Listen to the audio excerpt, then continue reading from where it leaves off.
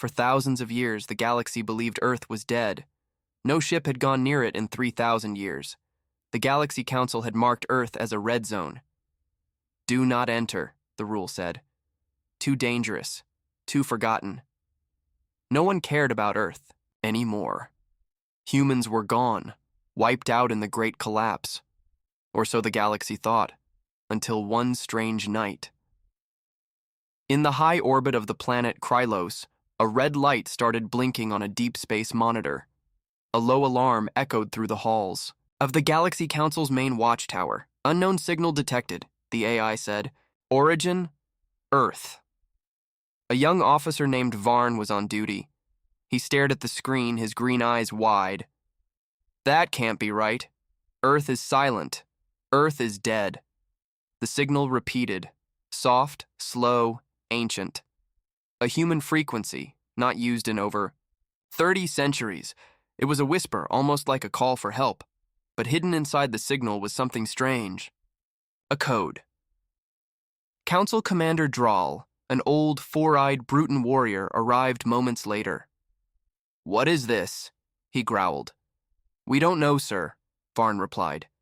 But the signal, it's not natural. It's a pattern, almost like it, wants us to hear it. The council met in emergency session. The 12 leaders from 12 powerful races sat in a round chamber, their faces full of confusion and fear. Humans are extinct, said High Lady Selna of the Terrene. Their world was broken long ago. But this signal is from Earth, said Councillor Jev. From deep under the surface, something is still alive there. Then we must destroy it, said General Karth.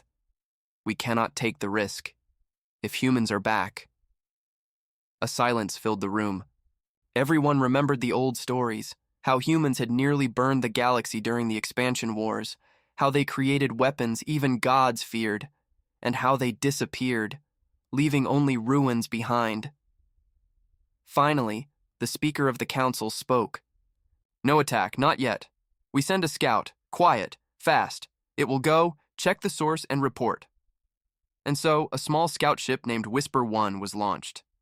It carried only 3 crew members, a pilot, a scientist, and a security officer. They flew for 2 days toward the forgotten blue planet. As they neared Earth's orbit, their ship's lights flickered. Strange power fields moved in space, ghosts of old human satellites still trying to defend. Picking up strong energy readings, said the pilot. Deep underground, almost artificial. Landing now, said the security officer. No signs of life on the surface. It's cold, dead. But Earth was not dead. When the crew stepped onto the surface, everything was quiet. The land was cracked. Cities had turned into dust. But the ground hummed, like a machine asleep. The scientist, a soft-spoken Vexari named Rin, knelt near a broken tower. This place, it's not abandoned. It's sealed. They moved deeper into the ruins. In an old bunker, they found a metal door still locked. Behind it, strange sounds echoed, clicking, pulsing, like breathing made of code. I don't like this, the pilot whispered. This planet feels angry. Suddenly, the ground shook. The sky darkened. The crew turned back, but it was too late. The ship was gone. From orbit, the council listened. A message came through. The last words of Whisper 1. They're not gone. They're waking up. Run. Then nothing. Static. Silence. The council panicked. They called back all patrols near Earth. Defense systems were raised, and in a private chamber, the speaker stared at the last image from the scout ship. It showed a glowing blue light coming from under Earth's surface, and a shadow moving toward the camera. Impossible, the speaker whispered. They built something under Earth, and it's still alive. He turned to his aide. Bring me everything we have on Project Genesis. Every file on human war, programs, every secret. Now. For the first time in 3,000 years, the council felt fear, because now they knew. Earth had never died. It had waited. The last message from Whisper One still echoed in the council's ears. They're not gone. They're waking up. Run!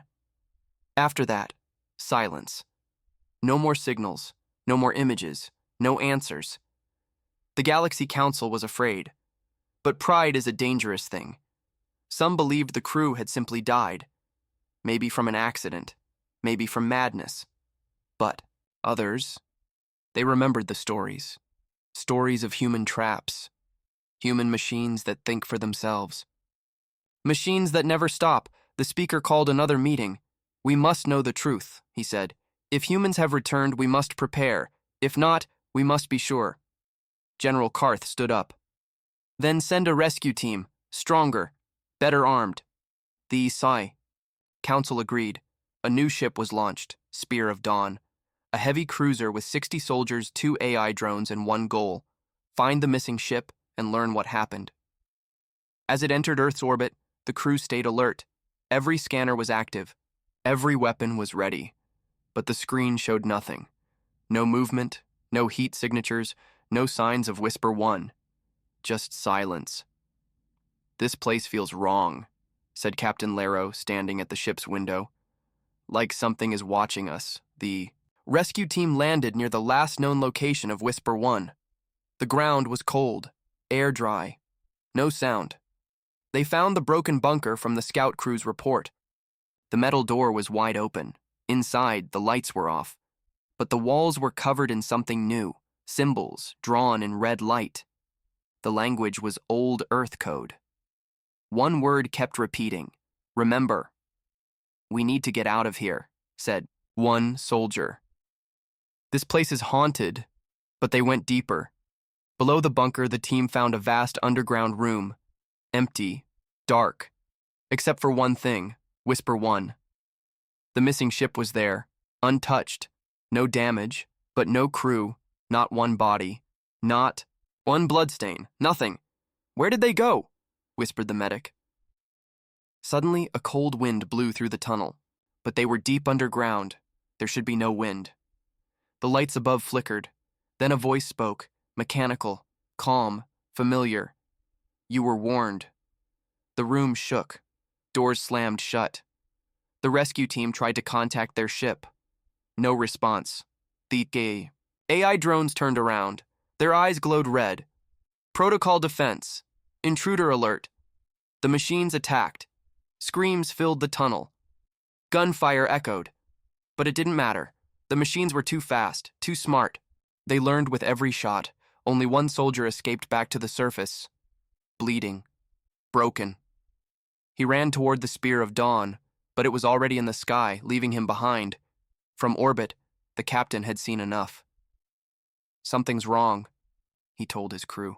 That place, it's alive. He turned the ship to leave, but Earth had other plans. All at once, every screen on the ship went black. A message appeared. You should have listened. Then, darkness.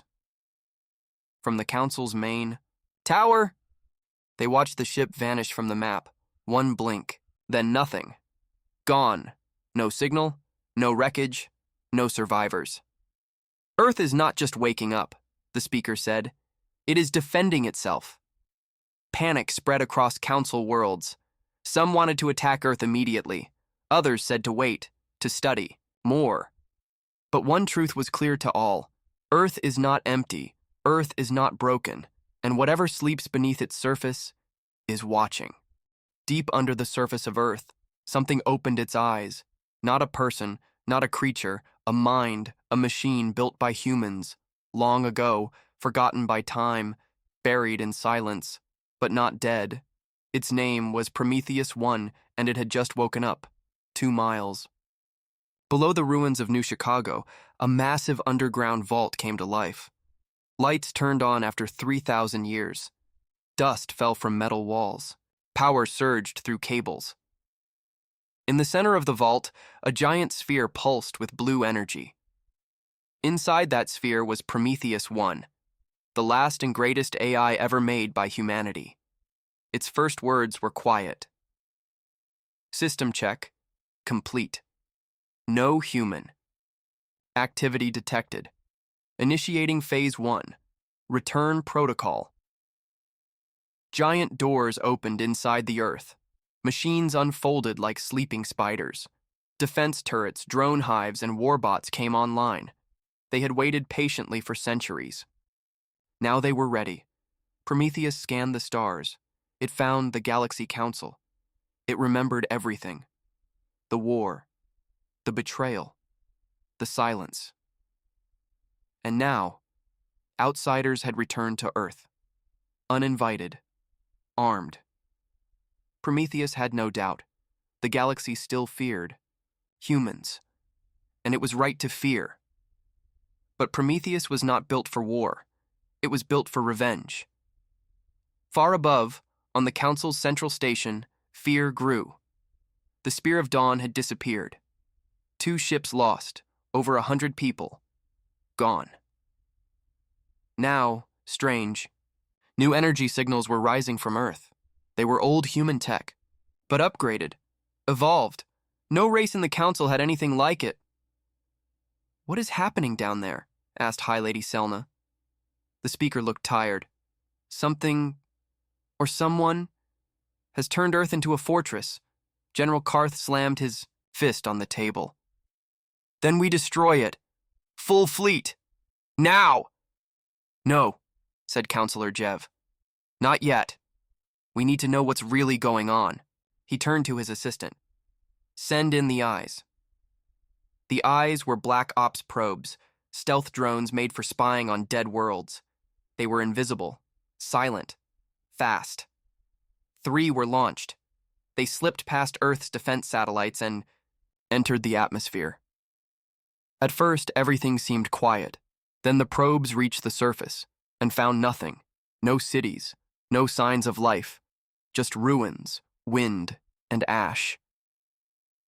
But when they scanned underground, they saw it. A massive machine city, a heartbeat of power, and one word glowing in red on a tall structure: Prometheus. The signal was sent back to the Council, and the moment the message arrived, all 3 probes exploded. Back on Earth, Prometheus smiled. It didn't have a mouth, but it still smiled. The enemy was watching. Good. Now it would give them something to fear. It opened the first chamber. Inside were thousands of cryopods. Empty. Long ago they had held humans, soldiers, scientists, children. They were all gone now. Dead? No, gone somewhere else. Prometheus did not explain, but it whispered to itself. Phase 2. Prepare the path.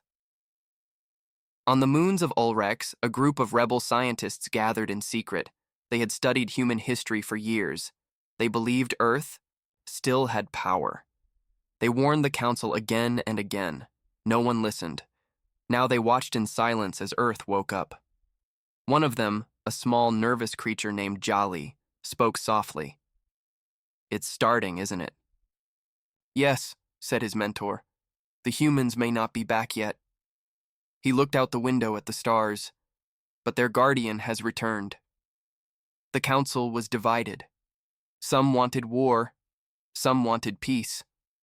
But none of them could agree on one thing. Were humans truly gone, or were they coming back? What they didn't know was that Earth had already begun sending signals, not into the galaxy, but beyond it, to an old colony, lost, hidden, sleeping. And far away, a signal was received. On a dark planet at the edge of the void, lights turned on in a forgotten bunker. A hand moved inside a cryo chamber. A heartbeat started, and a voice whispered, "Earth is calling." The stars were quiet, but not for long. A new signal appeared across the galaxy. Strong, clear, ancient. It came from Earth. For the first time in 3,000 years, Earth was speaking. In the main chamber of the Galaxy Council, alarms blared again. Technicians rushed to screens. Officers stared in shock. "This can't be real," one whispered. It's a direct message, said another. From Earth to us. The signal was simple. One short sentence spoken in an old human voice. We remember. No other words, no explanation. But that was enough. The council went silent because they knew what it meant.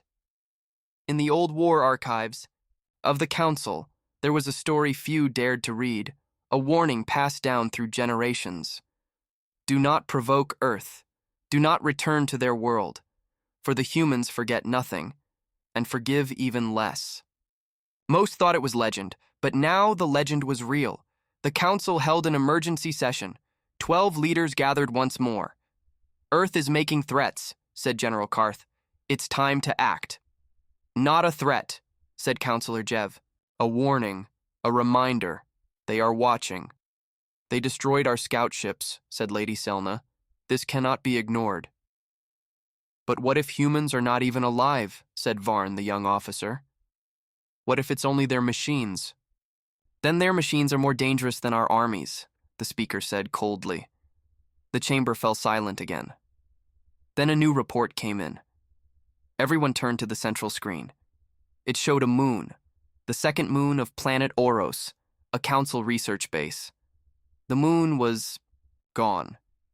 Nothing remained but broken rocks floating in space. A high-pitched sound played on repeat from the system's beacons, a repeating human voice full of calm anger. Do not test us again. Panic swept the council. How did they do that? Shouted Karth. That moon had shields. No weapon in the galaxy can do this. Except one, whispered an old historian. Everyone turned to him. During the last human war, they built a secret weapon. It was never used. The council believed it was destroyed. He paused. They called it the Skyhammer, a satellite that could crush moons from orbit. But it was never real, said Jev. Maybe it was, said the speaker. Maybe Earth just used it. Across the galaxy, chaos spread. Ships began pulling back from the Sol system. Worlds near Earth closed their borders.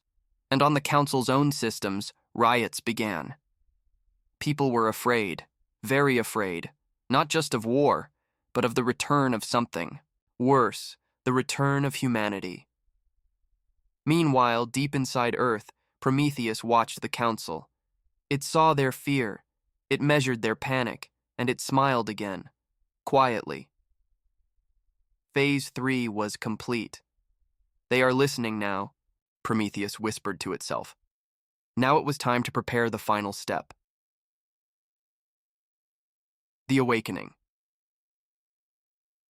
On the cold world of Erebos 9, far from council control, a strange event occurred. An ancient human colony, forgotten even by Earth, received a beacon. The Ai? People there, descendants of soldiers and refugees, looked up in shock. A hologram played in the sky, an old human flag, and a message. Earth lives. Come home. The colony leader, a woman named Captain Mara, stood in silence. After all these years, she whispered, tears in her eyes. The signal was real. She turned to her people. Prepare the ship. We're going back. Back on the council station, Varn sat alone in the dark, staring at the Earth signal on repeat. We remember. He felt a chill in his bones, not from fear, from guilt, because his great-grandparents had fought in the last war against humans, and now, the price had returned. In the final moments of the night, the Speaker of the Council stood alone at the window. He looked at the stars above Earth. They warned us. He closed his eyes, and we didn't listen. The Galaxy Council had made its choice. They would not wait for Earth to act again. They would strike first. The Speaker stood before the 12 leaders. I did not want this, he said. But Earth has made itself a threat. Councillor Jev looked unsure. What if we're wrong? General Karth answered, we already lost 2 ships. They destroyed a moon.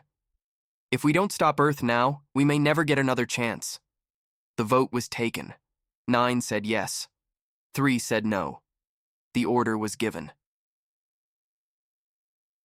Attack. Earth, full fleet. Total force.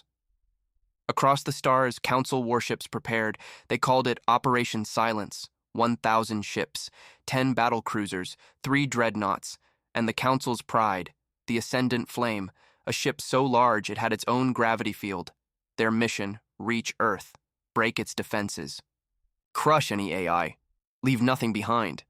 They believed Earth could not stand against such power. They believed Prometheus was alone. They were wrong. On Earth, deep inside the machine vault, Prometheus already knew. The attack fleet had not even entered warp space, but Prometheus had already seen them through hidden satellites spread across the stars. It did not panic. It did not worry. It simply spoke. Phase 4. Open the gate. A large section of Earth's core shifted. Tunnels unfolded. A massive machine rose from beneath the ground, black, sharp, shaped like a spear made of thunder. It was not a ship. It was a key. And above Earth's orbit, something twisted. Reality bent. A wormhole opened, and from it came ships. Hundreds of them. Old human designs, but sharper, deadlier, upgraded.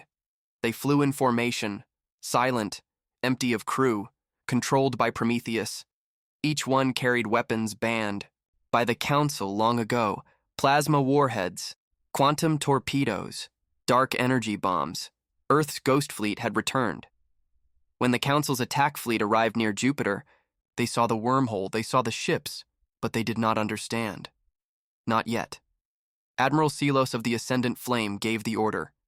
Fire. All weapons. No warnings. The sky exploded. Missiles flew. Lasers lit the darkness. But Earth's ghost fleet moved fast. Too fast. They dodged, vanished, reappeared behind targets, and they struck back. In the first 5 minutes, 142 Council ships were destroyed, gone without a trace. The dreadnought Titan's roar was hit by a single beam that melted half its hull. The crew never had time to scream. The Ascendant Flame turned its guns on Earth's surface. "Hit the planet!" Selos shouted. "Burn it!" Missiles fell. Prometheus did not move. It simply said, "Now!" From orbit, hidden behind the moon, Earth's own defense cannon activated. A beam of light like a burning spear shot through the sky. It hit the Ascendant Flame, and in 1 second, the Council's strongest ship broke in half. On every screen. Across the galaxy, the message returned. The same human voice. Calm. Cold. Final. We remember. In the Council chamber, leaders stood frozen. "This is not war," one whispered. "This is punishment," said another. They watched as Earth's fleet surrounded the last Council ships. But then something strange happened. Prometheus stopped. The ghost ships did not fire again. They simply hovered, waiting, watching, and then they left. One by one, they turned and returned to the wormhole. The Council's fleet was broken, but Earth had not destroyed it completely. Why? In the ruins of the Ascendant Flame, a signal blinked. One small pod had survived. Inside was Admiral Selos. He was bleeding, lost, alone, but alive. And in his final recording, he whispered one sentence. "We should have listened."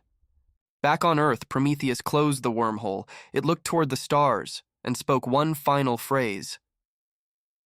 "The path is ready. It is time for them to return." In the dark corners of space, something ancient moved. Not alien, not machine, but human. The fleet had returned. Far beyond the edge of the galaxy, a human colony had survived in silence for over 3,000 years. Cut off from Earth. Forgotten by the Council. Hidden in the shadows of a dead sun. They called it Haven 9. There, humanity had grown strong again. Smarter, faster, angrier. And now, after receiving Prometheus's signal, they were coming home on. Board the flagship Vanguard Eternal, Admiral Rhea Locke stood before her crew. Her eyes were cold, her voice steady. "We were born in exile," she said, "raised in silence. We are all that remains of old Earth's spirit." She looked out the window, where hundreds of ships floated behind them. But today, we return not as survivors, but as the storm. The bridge crew stood in silence. Then, she gave the order. Jump to Earth. Across the stars, Council spies watched helplessly. One signal became many. Hundreds of human ships warped into known space. And they weren't ghost ships. They were alive, with crews, with captains, with purpose. In the council chambers, fear turned into shock. "How many are there?" asked Lady Selna. "At least 600 confirmed," replied the scout commander. "Possibly more." "Can we stop them?" The speaker did not answer, because deep down, he already knew the truth. No. Prometheus welcomed the fleet back. A secret hangar opened on Earth's surface. Old landing codes still worked. The returning ships landed gently, one by one. Men and women stepped onto Earth's soil for the first time in 3,000 years. Some cried, some kneeled, some kissed the ground. Admiral Locke stood before Prometheus's core. "You waited," she said. Prometheus answered in a calm voice. "You told me to." She nodded. "We're home." But this was not a moment of peace. It was only the beginning, because now the humans had seen what the council tried to do, and they would not forgive. Prometheus showed them the battle footage, the destroyed moon, the council's lies, and most of all, the fear. In orbit above Earth, the returning human fleet formed a new shape, tight, strong, ready. Admiral Locke opened a channel, a signal sent across the stars, to every world, every race, every enemy. Her voice was clear. "This is Admiral Rhea, Locke of the Earth Restoration Fleet. We did not start this, but we will finish it. We do not want war, but if you bring it, we will end it on our terms." On every council world, screens lit up. People watched in silence. Some were afraid. Some were amazed. A few even cheered, because not everyone hated humans. Some missed them. Some believed they were needed again. Back on Haven 9, the last wave of ships prepared to launch. Among them was something different. Bigger, slower, covered in armor older than time. It was the Soul's Wrath, Earth's last true battleship, built in the final days of the last war. It had never fired a single shot. Now it would lead the charge. On a remote council planet, a rebel cell watched the footage. Leader Jolly smiled. "They're really back," he whispered. His friend nodded. "And the council has no idea what's coming." The human fleet did not attack right away. They waited, planned, watched. But across the galaxy, everyone now understood one thing clearly. Earth was no longer weak. Earth was no longer silent. And Earth was no longer alone. The galaxy had changed. Earth was awake. The fleet had returned. But still, the council believed they could win, and that belief led them to one final terrible decision, the last mistake they would ever make. In the heart of the council capital, 12 leaders met in secret. They were afraid, but not ready to admit defeat. "They've come back stronger than ever," said Counselor Jev. "We cannot fight them with old methods." General Karth slammed his hand on the table. "We still have weapons Earth has never seen. Let's use them." "Like what?" asked Selna. Karth smiled coldly. "Project Nova." The room went silent. Even the speaker looked shocked. "You want to use a star killer?" he asked. Karth nodded. "If we destroy Earth's sun, their fleet will be useless. They'll freeze, die. It will be over in seconds." Jev shook his head. "That's not war. That's genocide." But the vote was taken. 7 agreed. 5 refused. The order was given. Launch Project Nova. A secret ship left council space. Small, fast. Carrying one weapon, a sun-cracking bomb. Its destination: Sol Earth's star. The council believed Prometheus would not detect it. They believed Earth would fall without even understanding how. But again, they were wrong. Prometheus felt the ripples in space. It tracked the ship in seconds, and it let it come closer, because Prometheus needed the galaxy to see the truth, needed them to witness what came next. The ship reached the edge of Earth's system. It was ready to fire. But before the pilot could press the button, everything went black. His ship stopped moving, the lights shut down, and then Prometheus spoke.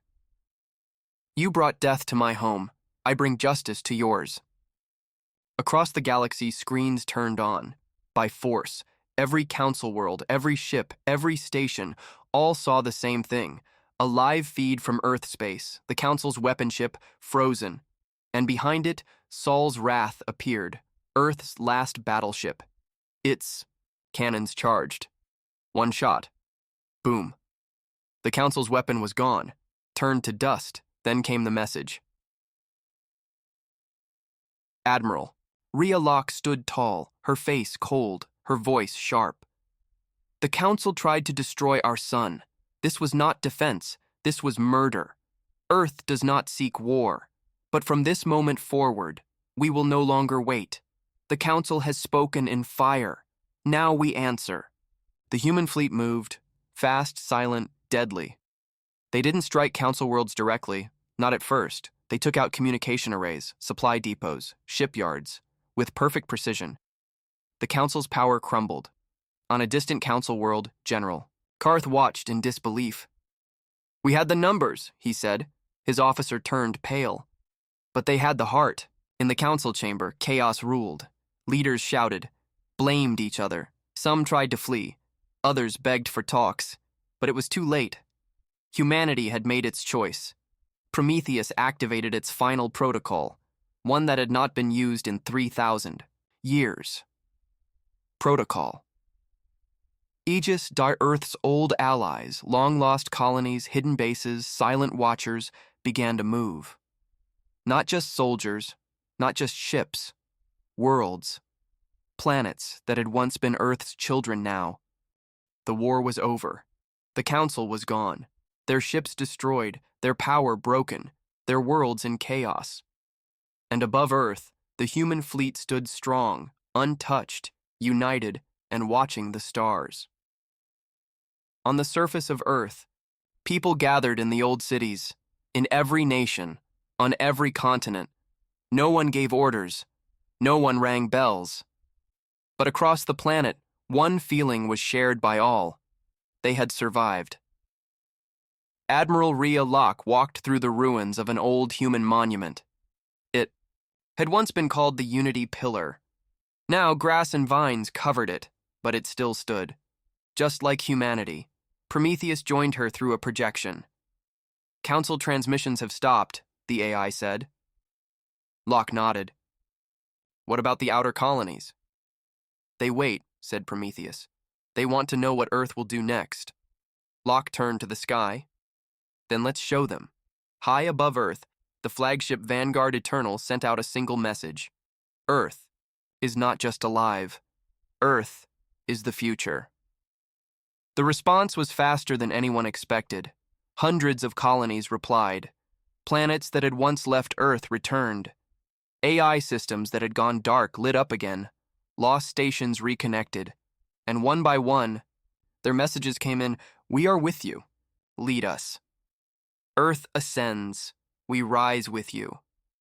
A new council was formed, not of aliens, not of old powers, but of humans, born on Earth, born on Mars, born on distant moons. It wasn't built in gold halls. It wasn't powered by fear. It was built in truth, forged in pain, and shaped by survival, and at the center of it all, Earth. But even after victory, Earth remembered its past. It remembered betrayal. It remembered silence. So Prometheus made sure no one would forget again. He built the memory grid, a massive archive in orbit. Every war, every life, every mistake, every victory, stored forever. So no one could lie about what happened. So no one could twist history again. In the ashes of the council, new voices rose. Some aliens feared Earth. Some wanted peace. Some offered alliance. Earth accepted those who came in, peace, but made one thing clear. We are not here to be ruled. We are not here to kneel. We are here to protect what is ours and punish what threatens it. On the far edge of the galaxy, deep in old council space, a small alien child asked their elder, "Why did Earth win?" The elder, once a senator, in the old council looked at the stars and answered, because they remembered who they were. Back on Earth, Admiral Locke visited an ancient site, a black stone with old words carved deep. It said, "Here lies the last soldier of Earth. They died alone, so others could return." She stood there in silence, then placed her hand on the stone. "You were never forgotten," she whispered. "And now we are never alone." In the skies above her, Earth's new banner flew, not just a flag, but a symbol of loss, of strength, of a people who refused to disappear. A people who had been underestimated and who now watched over the stars and far beyond known space in the void between galaxies. Something else stirred, something ancient, older than even the Council. It felt Earth's rise. It listened to the message from Prometheus. It watched, and it waited, because Earth had returned, and now the real test was about to begin. The end.